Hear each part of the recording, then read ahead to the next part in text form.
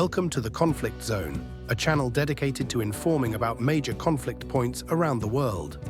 In this video, we discuss what many U.S. lawmakers are calling the new axis of evil, a term now being used to describe an emerging alliance between Russia, Iran, China, and North Korea.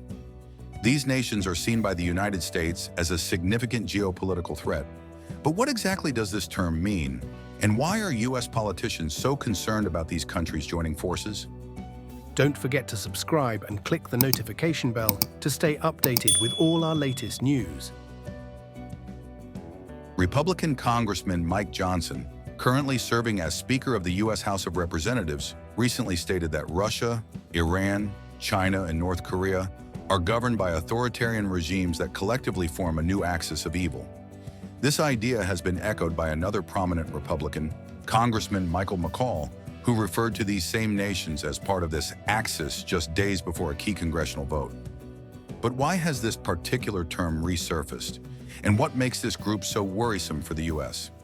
The phrase axis of evil was first used by President George W. Bush in January 2002 to describe Iran, Iraq, and North Korea, countries that, in his view, sponsored terrorism and sought to develop weapons of mass destruction. At that time, Russia was not included in this group.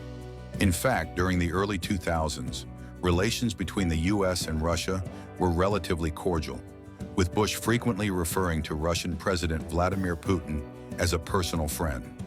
Meanwhile, China was still in the early stages of modernizing its economy and military and was not perceived as a serious threat to U.S. dominance in the Pacific region. However, the geopolitical landscape has changed significantly in recent years.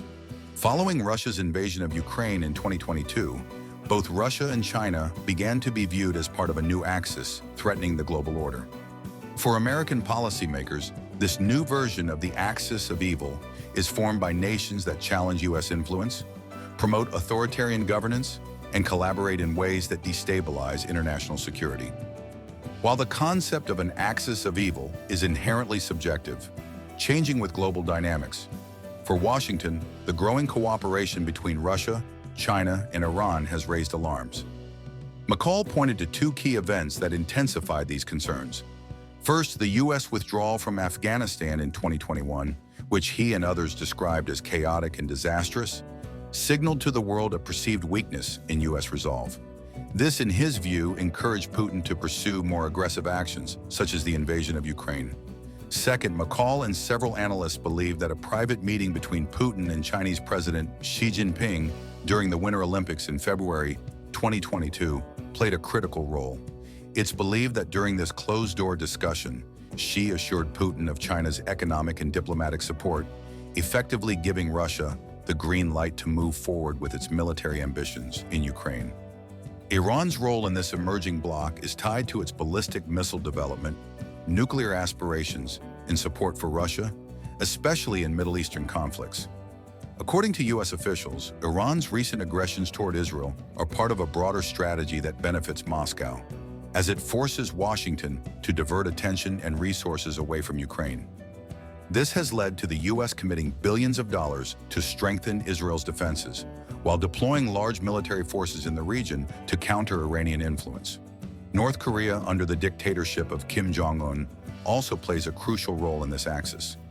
Every missile test or threat against South Korea forces the U.S. to take military actions, whether through joint exercises or by providing financial and military aid to allies like Japan and South Korea.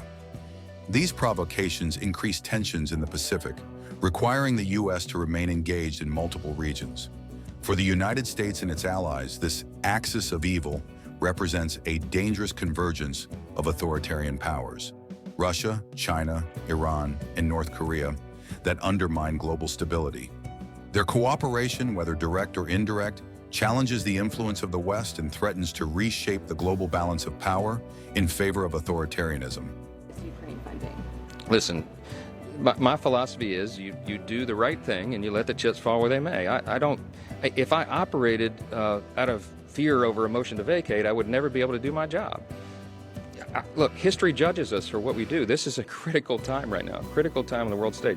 I could make a I could make a selfish decision and do something that that's different, but I'm doing here what I believe to be the right thing. I think providing lethal aid to Ukraine right now is critically important. I really do. I really do believe the intel and the briefings that we've gotten that I believe Xi and Vladimir Putin and Iran really are an axis of evil. I think they're in coordination on this. I think that Vladimir Putin would continue to march through Europe if he were allowed. I think he might go to the Balkans next. I think he might have a showdown with Poland or one of our NATO allies. To put it bluntly, I would rather send bullets to Ukraine than American boys. My son is going to begin in the Naval Academy this fall. This is a live fire exercise for me, as it is so many American families. This is not a game. It's not a joke. We can't play politics of this. We have to do the right thing. And I'm going to allow an opportunity for every single member of the House to vote their conscience and their will on this. And I think that's the way this institution is supposed to work. And I'm willing to take personal risk for that, because we have to do the right thing, and history will judge us. If you're not yet subscribed to the channel, make sure to do so and hit the notification bell to stay updated with the latest news.